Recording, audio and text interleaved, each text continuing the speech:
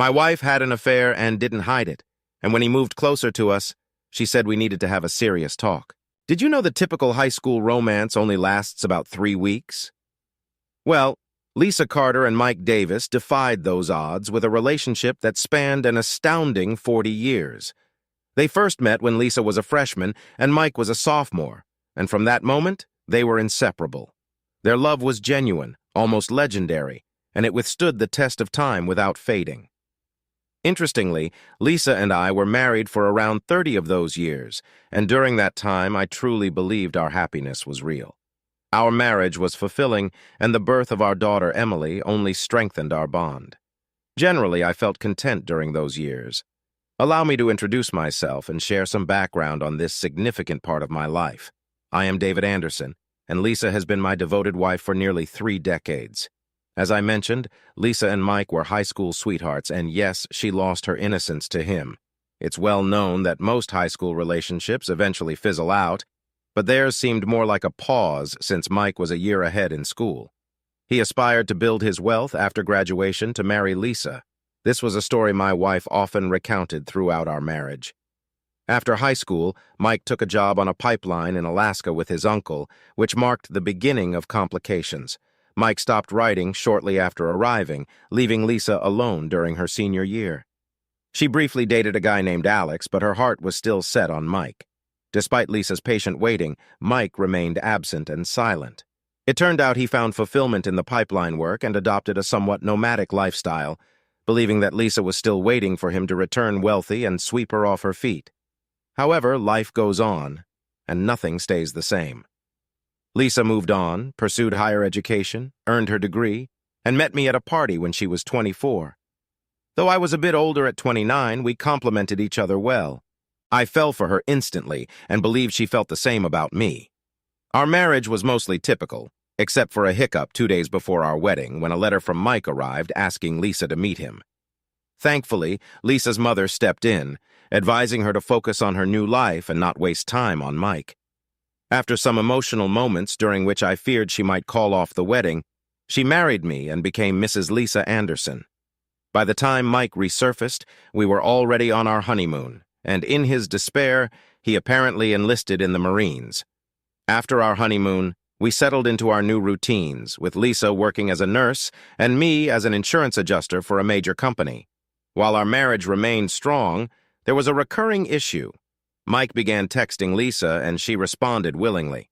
When I questioned this, she became defensive, insisting he was just an old friend who needed support. I was aware of their correspondence and her reciprocal letters.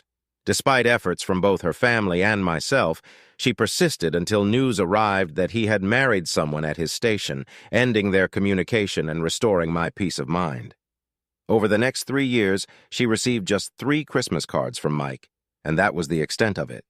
During this pause in communication with Mike, our daughter Emily was born. With our newborn in tow, Lisa and I worked diligently to build a home and farm to provide Emily with a good life. Those were indeed good days, and we worked together harmoniously to raise our child. However, as often happens, a disruption arose. One day, Lisa received a letter from Mike. Although she never discussed it, I noticed our stamp consumption increasing, leading me to conclude she had resumed correspondence with him. Despite this, I chose to overlook it, considering his duty to protect democracy while I ensured my family's well-being. If they chose to write to each other, I deemed it their business, regardless of my sentiments. Eventually, Lisa began sharing tidbits she had gleaned from Mike. He had divorced his first wife, but remarried, seen combat, and was apparently highly decorated. While I listened with only partial attention, Lisa spoke with pride about her former Marine. I gently corrected her, reminding her he preferred to be called a Marine, not a soldier. Lisa chuckled sweetly and remarked that she should be cautious.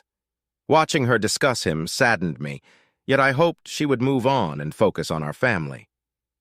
Unfortunately, that day never came. Mike had served in the Marines for 30 years, experienced 3 marriages and divorces, and garnered enough medals to rival General Patton. I realized with dismay that while Mike had become more charming to my wife over the years, I had simply grown older and more predictable. My only solace was the hope that Mike, upon discharge, would settle far from us. Regrettably, that was not the case. Our daughter Emily is now a grown woman, married to a wonderful man named John Lewis. Even more delightful news is that they are expecting their first child. At 60, I eagerly anticipate reaching the milestone age of 65 when I can retire and enjoy my remaining years in peace and tranquility. Lisa still looks as radiant as ever and has the ability to make my heart skip a beat. Little did I realize that the peace in my life would soon be shattered. One Thursday upon returning home, I found Lisa dressed impeccably, informing me of a dinner reservation at 700. Initially perplexed, I searched my memory for any forgotten anniversary or birthday, only to realize that was not the case. So I went along with it, heading to our bedroom to freshen up and attempt to match Lisa's elegance. Dinner was fantastic, and the restaurant was crowded, leading me to suspect Lisa had more on her mind than just enjoying the food. As we neared the end of our meal, I leaned in and said, "All right, Lisa, spill it. I'm in a good mood and won't make a scene." One of my quirks is that I never lose my cool in public. Years in the insurance industry have trained me to keep my composure, a habit that's carried into my personal life. Lisa knew this well, so whenever she had troubling news, she'd choose a public setting to deliver it. Tonight, something felt off just by looking at her face. After 30 years together, you get good at reading your partner. I had a sinking feeling tonight, convinced something would ruin my evening. Finally, with evident hesitation, she broke the silence. "David, you should know that Mike is back." Instantly, a wave of nausea hit me, though I knew it wasn't the food. I stared at her, waiting for more details, but Lisa just gazed back at me with a somber expression. Finally, I broke the awkward silence. "When you say back, do you mean from a vacation?" She shook her head and replied softly, "No, David. He was discharged from the army and bought a house 2 streets away from us." My anxiety spiked and I interrupted, "And he's moving in with his, what, 3rd wife?" She replied quietly, "No, he's divorced again, and he lost part of his pension because of her." Trying to contain my anger, I muttered, "Damn, this is too much." Some nearby diners glanced our way. My frustration wasn't about Mike losing his pension, but because he had moved so close and I needed to understand why. I pressed on. "Lisa, you haven't met up with Mike, have you?" Her face gave me the answer. She didn't even respond. When I followed up, "And how did this happen, Lisa?" She looked downcast and said, "Yesterday, he came by our house to tell me we're now neighbors." My heart pounded as I continued questioning, fearing the worst. "Did you sleep with him, Lisa?" Her expression revealed everything before she admitted, "I did, David, but it's not what you think." I glared at her, almost growling. "I believe my wife cheated on me. Now explain why this isn't what I think it is. He needed me, David. When he came to me, he seemed so lost. He's struggling with anxiety or something from the divorce, and he needed me desperately. I love you, David, but I realize I still love Mike, too." There it was. My wife had slept with Mike, using his PTSD and divorce as a way back into her heart and bed. I looked her straight in the eye and said firmly, "All right, Lisa, the damage is done. We can work through this, but you can't sleep with him again, understand?" She tearfully replied, "I can't promise that, David. I love him, and he needs me more than you." Hearing that was devastating, but a public restaurant wasn't the place for our private drama. I signaled for the bill. 10 minutes later, we were in the car heading home when I brought it up again. "Lisa, how can you be with him knowing you're married? Have you forgotten our vows from nearly 30 years ago? Remember forsaking all others?" She began sobbing and between her tears confessed, "I'm sorry, David, but he needs me, and we found each other again. I can't bear the thought of losing either of you. I was at a loss for what to say or do to make her let him go." Frustrated, I exclaimed, "What then? Should we take turns? He gets you on New Year's and I get you on Christmas? Stop it, Lisa. You can't have 2 men." She stopped crying and gave me a strange look. "How about a break, David?" I was taken aback. "What are you suggesting, Lisa?" She shifted the topic. "Remember 18 years ago when you took a year off to get your master's degree? You did what you needed to and came back and everything was fine." I shook my head irritably. "Lisa, how can you compare me getting a degree that benefited our family to your involvement with Mike, which benefits only the 2 of you?" By this point, I pulled into our driveway and turned off the engine. Lisa reached out and touched my face lovingly, pleading, "David, I missed my last year of high school with Mike. And if I had that year, we might not be here tonight. Give me this year, and I'll get Mike out of my system. I promise to be the best wife to you. I need this time, David, please. I felt a storm of emotions, sadness, hurt, shock, and depression. The urge to lash out surged within me, but I recalled stories about men who lost their freedom in fits of rage. I said, all right, Lisa, if this is truly what you want, go ahead, but understand this, don't expect my approval. I don't want to see or hear from you for the entire year, got it? And know that in a year, you might have no one to come back to.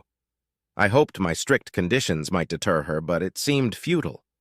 She appeared deaf to my words, agreeing and kissing my cheek, expressing gratitude and assuring me I wouldn't regret it. I shook my head, telling her it was too late, and I already regretted it. That night, she wanted to be close, but I ignored her. The thought of her with Mike made me feel sick, and I couldn't bear the idea of physical closeness. As we prepared for bed, I took a pillow and informed her I'd sleep in the guest room. I noticed this deeply hurt her, and part of me was glad, hoping she might reconsider. The following morning, I woke up hoping last night was just a bad dream and that Lisa would have a change of heart. I was wrong. In the kitchen, she was making breakfast, looking as if she had just won the lottery. She smiled at me and pointed to the calendar on the wall. Today's date, June 6th, was circled with a thick black line. Sitting at the table, I thought about the irony. In 1944, thousands fought to liberate Europe from tyranny, and today I lost my wife to another form of oppression. Lisa seemed almost euphoric as she served breakfast, saying, I understand your concerns, David, but a year from today I'll return and be solely yours. I need this time to sort things out and clear my head, and I promise you won't regret it. She smiled contentedly before continuing. I called Mike this morning while you were still asleep and told him you agreed to my vacation. Hell, pick me up in an hour. Every word she spoke made my heart sink, but I felt compelled to give her another chance. Lisa, you don't have to do this. Take more time to reconsider. You can't be sure that in a year you'll be free of him. Focus on freeing yourself from his hold and repairing our marriage. Don't risk destroying what we have. She grinned at me with an air of superiority and spoke gently. David, I appreciate the love you've shown by granting me this time. Trust me, I know what I'm doing. Our marriage will be even stronger when I return. She said confidently, Now I need to finish packing, so please eat your breakfast. With those words, she left the kitchen, effectively marking her emotional departure from our relationship. Despite the tasteless meal, I forced myself to finish eating and then went to get dressed. Entering our bedroom, I was met with the sight of Lisa's 3 large suitcases, all packed and ready. She smiled at me with a mix of affection and determination and said, I think I've got everything. Please take these bags to the porch for Mike. I stared at her in disbelief before saying, No. Her face registered shock at my refusal. Continuing, I added, If you're determined to throw away 30 years of marriage, you and that man can carry your bags yourselves. I won't help you in this ridiculous endeavor, is that clear? Lisa seemed on the verge of tears before snapping back. Mike is not ridiculous. He's a wonderful man and a hero who served our country. He's done more than you ever have. I turned away, muttering, Yes, he has medals while I've worked 5 days a week to provide for you and our daughter, but sure, that was meaningless. Lisa struggled to haul her luggage downstairs, glaring at me with every trip. Soon after, a car pulled up, and a man I assumed to be Mike started loading her bags. Lisa called out to him, I'll be right there, before coming back to say goodbye. We stood facing each other awkwardly until I broke the silence. If you're really going through with this, remember the terms, no contact for the entire year. I could see reality starting to hit her as she replied meekly, I understand, David, but it'll all work out, you'll see. Remember, you agreed to give me this year. She waited for my response, but I stayed silent. Finally, looking more uncertain, she said softly, I really do love you. She leaned in for a kiss, but I turned away, so she settled for a touch on my cheek. Hastily, I said, I can't kiss you knowing you're going to him. Tears streamed down her face as she rushed out of the house and into his arms. From the doorway, I watched her embrace him passionately, feeling rage boil within me. 2 minutes later, my driveway was empty. reflecting the emptiness inside me as I realized my wife was now with another man. I called in sick to work that morning and headed straight to the hardware store to buy new locks. I spent the entire morning changing every lock on the house and updating the security codes. This task kept me busy and distracted, but once I finished, the sadness crashed over me like a tidal wave. In my despair, I did what many do. I turned off our home phone and started drinking heavily. Though I hoped to numb the pain of losing Lisa, it was a futile effort. My drinking binge continued until Sunday morning when I ran out of alcohol, which was a small relief as I felt utterly drained. I finally went to bed and fell into a deep, troubled sleep, only to be awakened by persistent knocking. Groggy, I stumbled around to find my daughter Emily at the door.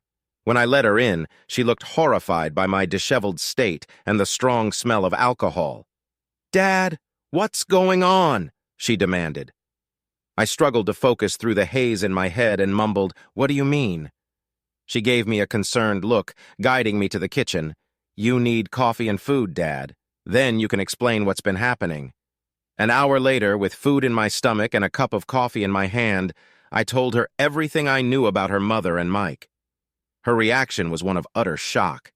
"Dad, let me get this straight.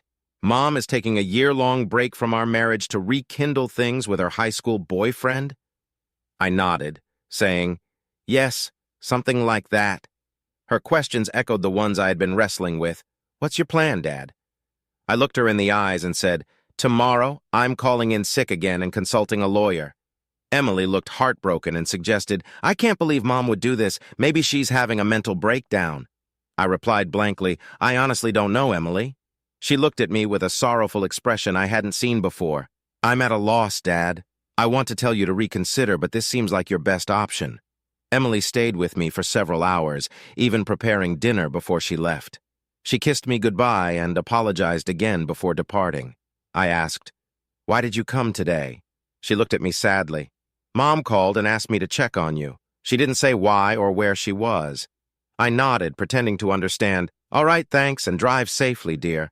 I felt terrible on Monday but had a meeting with a lawyer. My suspicions about Lisa were confirmed. The divorce proceedings would lean in my favor due to her infidelity, preventing her from claiming half my pension.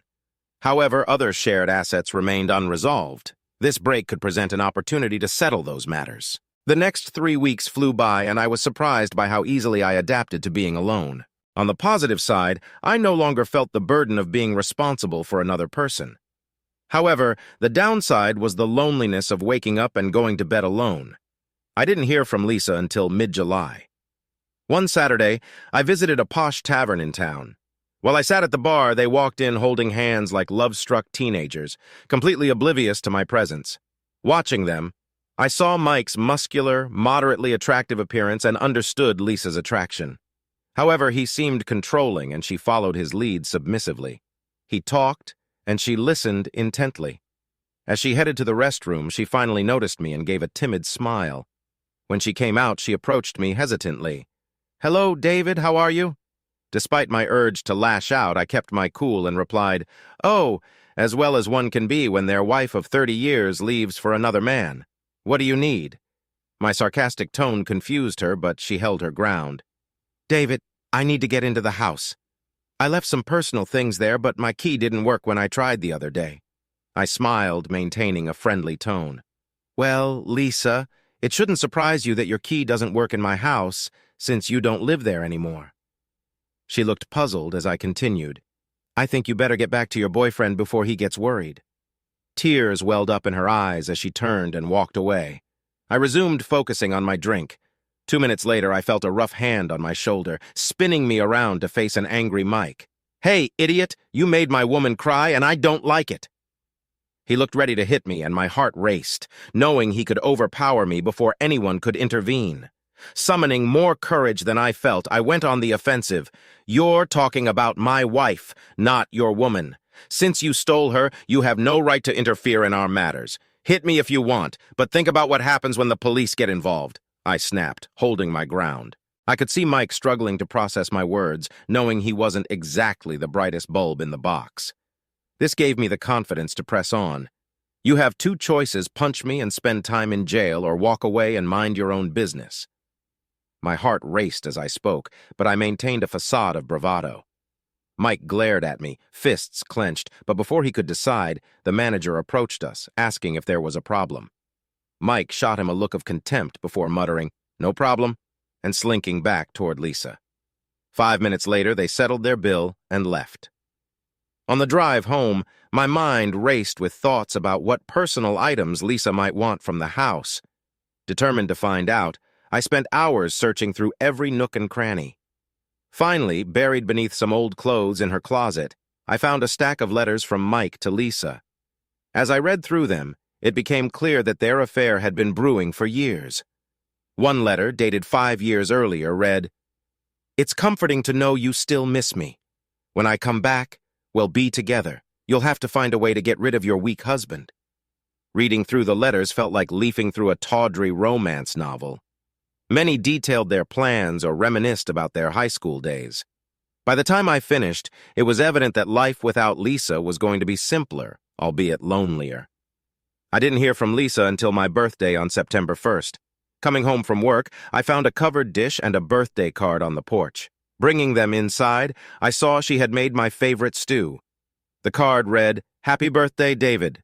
With a note inside, "I know we're not supposed to communicate, but I couldn't ignore your birthday.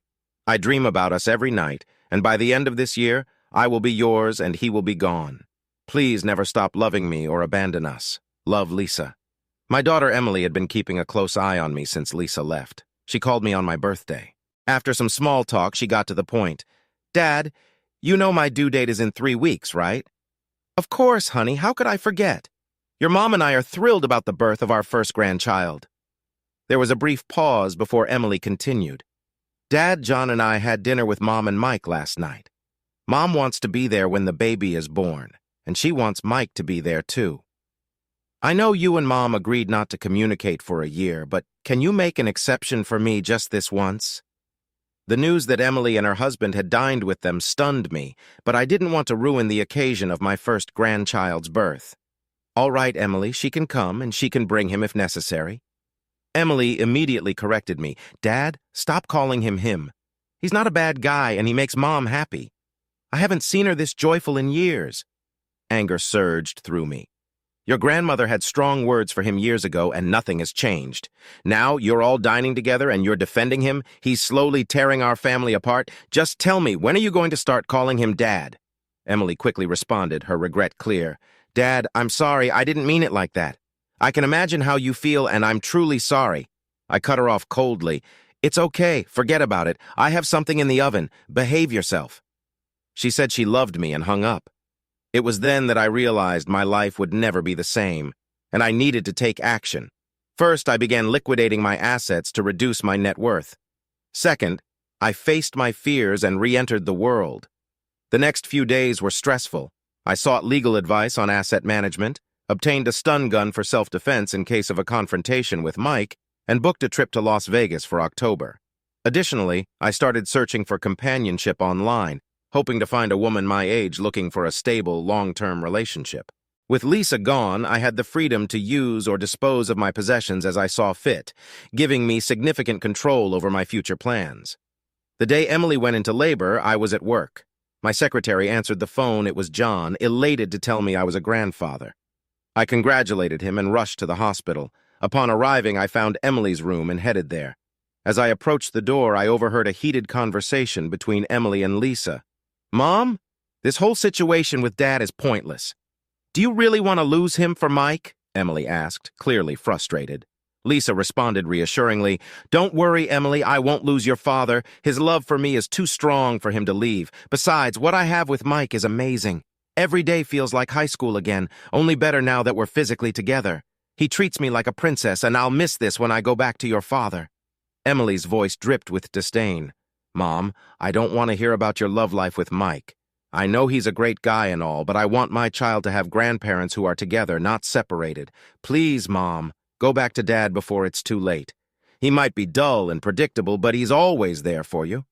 Mike might be charming now, but all good things come to an end. Dad is constant. He won't abandon you. Do whatever it takes to win him back." There was a brief silence before Emily pleaded, "Mom, don't wait too long or you might lose him." Lisa's voice was confident but misguided. You don't need to worry about your father and me. When I'm done with Mike, your father will welcome me back with open arms. Emily's skepticism was clear, Mom. You think you know Dad, but he's changing. He's more bitter and distant since you left. Are you really willing to throw away 30 years of marriage for a high school fling? Having heard enough, I stepped into the room with a forced smile. Hey, Emily, congratulations on your new son. You must be thrilled. I went over and hugged her, deliberately ignoring Lisa. It was childish, but it felt necessary at the moment. Lisa glared at me, but Emily beamed. Have you seen him yet, Dad? I shook my head. No, sweetie, I came to check on you first. Tired of the tension, Lisa finally spoke. Hello, David, how are you? I glanced at her briefly, then focused back on Emily, asking about the birth and the baby's name. At the mention of the name, Emily's face lit up. John and I decided to name him Thomas after you, Dad. Lisa, looking solemn, excused herself, saying she was going to see the baby. Once she left, I took Emily's hands and spoke seriously. Emily, you know your mom and I probably won't reconcile. Emily's eyes filled with tears. No, Dad, I don't believe that. She'll come to her senses soon and come back home. Tears welled up in my eyes as I spoke softly. Baby, I've come to realize I was never enough for your mother. Something significant is going to happen soon. Shock and disbelief crossed her face as she asked, What do you mean, Dad? I gave her a sad smile. Very soon, I'll be starting the divorce proceedings after I get a few things sorted out. Her eyes filled with tears as she replied, Oh, Dad, I told Mom she should beg you to come back, but it's too late now, isn't it? I nodded, the pain evident in my voice. Yes, it's too late for reconciliation. The memories of her betrayal are too painful for me to overcome, but please don't say anything to her just yet, okay? Emily nodded and hugged me tightly. We chatted for a while longer, carefully avoiding any mention of Lisa or Mike. Eventually, I promised to visit the next day and left her to bond with the baby. As I made my way to the children's ward, I found my grandson among the other newborns. The sight of his tiny, precious form struck me with a profound sense of beauty and fragility. Just then, John approached, standing between Lisa, Mike, and me. With a warm smile, he handed me a cigar, saying, Here, Dad, have a smoke to celebrate. I slipped the cigar into my pocket and patted John on the back. I'll save this for later, son. Thank you. Watching my wife and her lover holding hands like infatuated teenagers made my stomach churn. John, I'll come back tomorrow when it's less crowded and the air is a bit fresher, if you know what I mean. John nodded, understanding. I get it, Dad. I don't blame you one bit.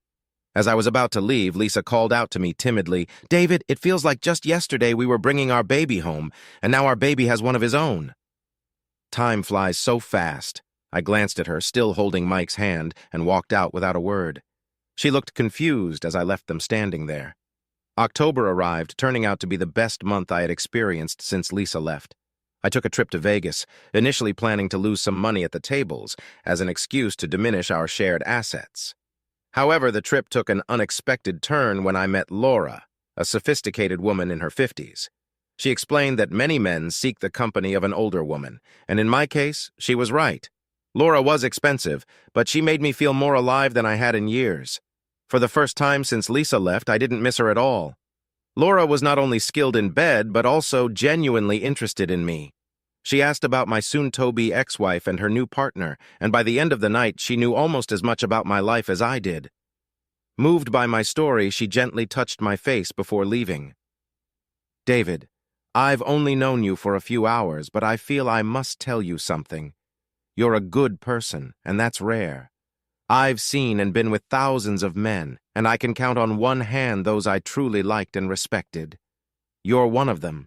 Your wife has no idea what she's losing. Don't let her actions and foolishness change who you are. And if you ever come back to town, call me.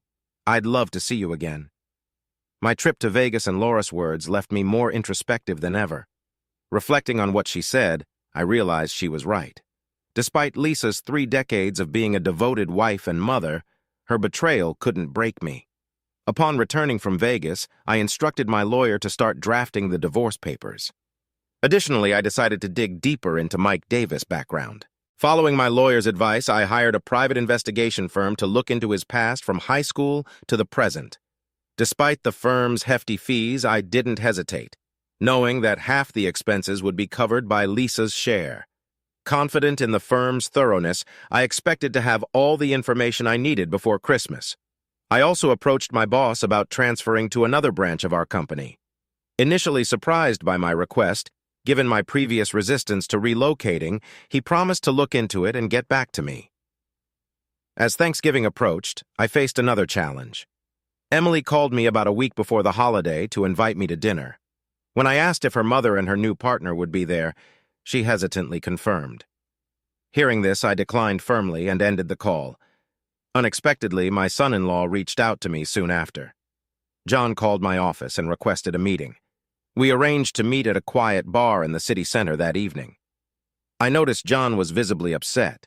After some initial small talk, I ordered 2 double scotches and sensed something was troubling him. I leaned back, ready to listen as John began to open up about the situation with my wife and daughter. "Dad, you won't believe this, but they're both infatuated with him. It's all Mike this and Mike that." "You'd think he was some kind of hero," John said, taking a sip of his drink. I was taken aback by his honesty and needed to understand his perspective. "So, John, do I understand correctly that you don't approve of Mr. Davis?" John's face contorted with anger. "Dad, this guy is arrogant, self-centered, and selfish. He's so in love with himself that I can't see how he has any room left for Lisa." Realizing his outburst, he quickly apologized. "Sorry, Dad, I didn't mean to disrespect her."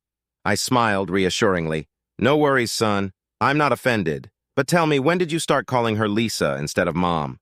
He seemed hurt since she left you." "I've lost all respect for her." Curious, I probed further. "Why did her departure affect you so much, if you don't mind me asking?" His face flushed with anger again. "I'm sure you noticed that during my time with Emily, I never talked about my parents, and I appreciate you never asking.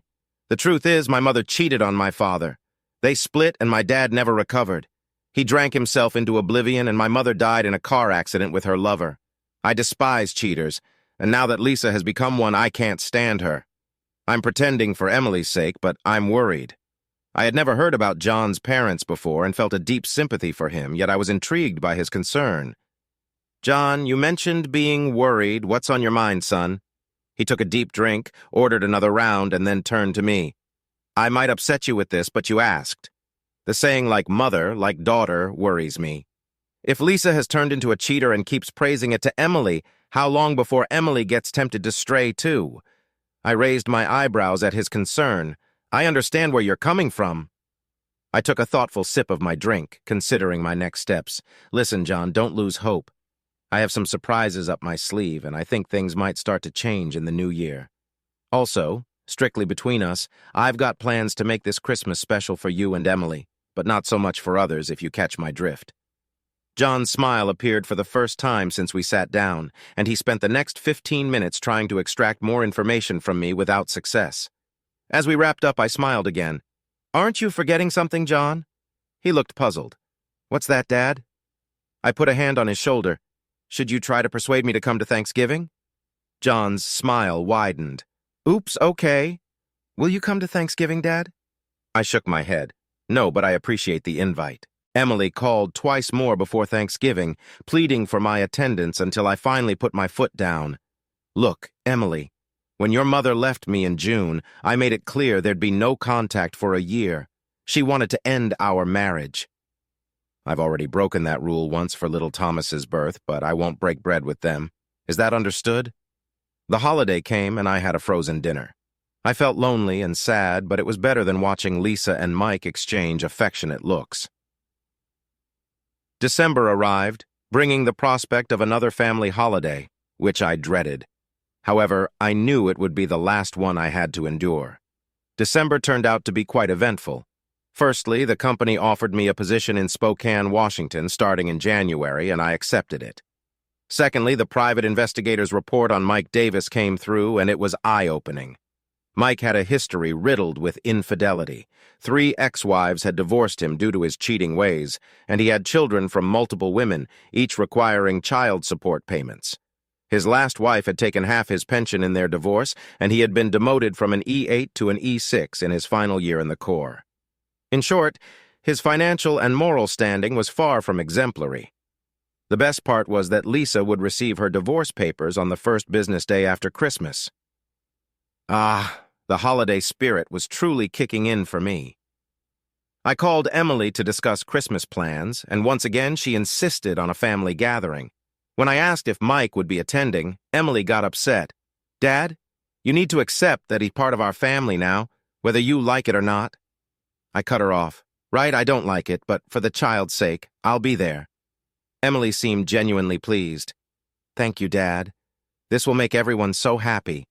I doubted it, but I kept that to myself. 2 days later, after getting home from work, the phone rang. Instinctively, I answered, "Hello?" The line was silent for a moment, and I almost hung up when a hesitant voice finally responded, "David, it's Lisa." "What's wrong, Lisa? Are you hurt?" "No, I'm fine, David. I just wanted to thank you for agreeing to come for Christmas. I realize now how much I've hurt you. We've never spent a holiday apart in 30 years. Thanksgiving was miserable without you. I've been thinking about us a lot lately." I interrupted her. "Well, Lisa, I'm glad you're reflecting on us, but remember when you initiated this separation, I insisted on no communication. I made an exception for Christmas Day, so let's end this conversation now. Goodbye." Hanging up, I felt a pang of guilt. I had never spoken to her so harshly in our entire marriage, but as guilty as I felt, it was nothing compared to the pain she caused me when she left. The month crawled by, giving me plenty of time to shop for Christmas gifts. I bought presents for everyone, packed my belongings for the new job, and rented a car for the cross-country drive. I also had a productive conversation with a woman at my new office who had found several well-appointed furnished apartments near my workplace. She even offered to personally show them to me when I arrived in Spokane. Everything was falling into place. On Christmas Day, I arrived at Emily and John's house, only to find Lisa and Mike already there. Emily greeted me warmly, expressing her happiness at my surprise visit, then returned to the kitchen. I smiled inwardly, knowing the real surprise was yet to come. John greeted me and took my coat. "Can I see my grandson?" I asked. "Of course," John replied. "He's asleep in the nursery, but you can peek in." I entered the nursery and looked at the sleeping baby, feeling a wave of emotion. Soon, I would be leaving, unable to stay. Lisa appeared behind me, standing silently. It struck me as ironic that she should have been here since June. "We have a beautiful grandson, David," she whispered. "Yes, Lisa. But who will he call Grandpa?" "Me or Mike or both," I replied, my voice tinged with sadness. "Why would you say that?" "You're the only grandfather this child will ever have," she said, surprised. "Let's hope you're right, Lisa," I murmured, then left the room. The next few hours were filled with superficial conversations. John and I talked while Emily, Lisa, and Mike seemed lost in their own world. I was disappointed at how quickly my daughter had been charmed by Mike. John looked equally unhappy, but I reassured him that changes were coming. His eyes lit up with hope as he whispered, "I hope so, Dad. I can't stand that guy around her anymore. At this rate, he'll soon be cozying up to Emily." Dinner was served, and although the food was delicious, the company was unbearable. I had no desire to speak with Lisa or her partner, and John was too hesitant to say much. Mike dominated the conversation, regaling the women with exaggerated tales of his exploits. Watching him bask in their admiration made me feel ill. After dinner, Emily brought the baby into the living room, and we all gathered around. It struck me that this might be the last time we were all together like this. Emily seemed happy as she instructed John to distribute the gifts. When he did, Emily gave presents to her mom, Mike, and me. Lisa received a sweater, Mike a gift card, and I got a tie. Practical but uninspired gifts, reflecting how they saw me. When John, Emily, and the baby unwrapped their presents from Lisa and Mike, Emily was delighted while John remained polite but distant. As everyone finished opening their gifts, the room fell silent, and all eyes turned to me and my bag of presents. Breaking the silence, I said, "To conclude this wonderful evening, I want to give you all the gifts you deserve this holiday." Standing up, I retrieved the bag and handed John and Emily a large envelope wrapped in festive paper. Emily eagerly tore open the wrapping while John watched. Emily's joyful scream filled the room as she realized what was inside. Lisa shifted in her seat, eager to know, "What is it, Emily?" Dad gave us your house for free, no mortgage. Now we can move out of this rental. Isn't that amazing? Emily exclaimed. Lisa's expression turned from joy to concern. Why did you do this, David? Where will we live? I fixed her with a piercing look. Don't worry, Lisa. I've got everything figured out. Here, this is for you. I handed her a card and a wrapped box. She unwrapped the box to find a bracelet. Her surprise was evident as she examined it. Look at the inscription. Lisa turned the bracelet over, revealing the words, "Thank you for the best 30 years of my life. David." I glanced at Mike, noting his displeasure. David, thank you. This is lovely, but you forgot to write with love, she said, puzzled. I didn't forget, Lisa. I chose not to lie. My love for you has faded these past months. This bracelet is my farewell and a reminder of what you sacrificed for your partner. You'll also receive divorce papers on Monday. Emily gasped, while Lisa's face contorted in disbelief and despair. I nodded toward the card. I tried to express gratitude for the good years and our daughter. There's also a check for half our liquid assets. Though it's not much, $195,000 was spent during your absence. The house was intended for our daughter when you left our marriage. I explained it all in the card. Turning to Mike, I sensed the tension building. And this gift is for you. I handed Lisa another envelope. She looked stunned as she opened it. Inside is the full account of what your lover has been up to since high school. You'll find it enlightening. Before I could finish, Mike exploded. I'll ruin you, you! He collapsed as my stun gun made contact, ensuring he stayed down. Emily and Lisa stood up, horrified, as I administered another shock to Mike's groin to keep him incapacitated. Moving closer, I said, feeling the pain? It's nothing compared to losing the woman I loved for 30 years to a man like you. Lisa sobbed uncontrollably. I turned to her. I know I'm not as exciting as your sergeant, but I won't forget what you did. I administered another shock, enjoying his convulsions. This never gets old. Summoning more courage than I felt, I added, since you seem to enjoy your affair, I'm giving you the ultimate gift, Lisa, freedom. Now you can live pampered by day and entertained by night, perfect for a traitor like you. Lisa struggled to speak, tears streaming down her face. No, it wasn't supposed to be like this. I was going to come back to you in June, David. I love you. She trembled and Emily rushed to her side. I zapped Mike once more before John intervened nervously. Dad, you might seriously hurt him. Standing over Mike, I looked at the two women I loved most. I'm leaving now. Thanks for the lovely day and the wonderful life. As for seeing me again, don't count on it. Both women were speechless, staring at me as if I were a stranger. John handed me my coat, grinning with satisfaction. Before leaving, I addressed Emily, who looked at me with fear for the first time. Emily, take this as a lesson. If you follow your mother's path, you'll lose everything, your husband, your home, and the love of your life. I approached little Thomas' crib, touched his cheek, and whispered, Goodbye, baby. Maybe we'll meet again someday, but I doubt it. Still smiling, I headed for the door. Happy New Year, everyone. By the time I reached my car, the shock had likely worn off. I distinctly heard Lisa cry out, No, this can't be happening. Starting the engine, I thought about my new life in Spokane and the possibility of seeing Laura again. As I backed out, John emerged from the house, smiling and waving. I returned the gesture before driving off into a new life out west, feeling a mixture of relief and trepidation.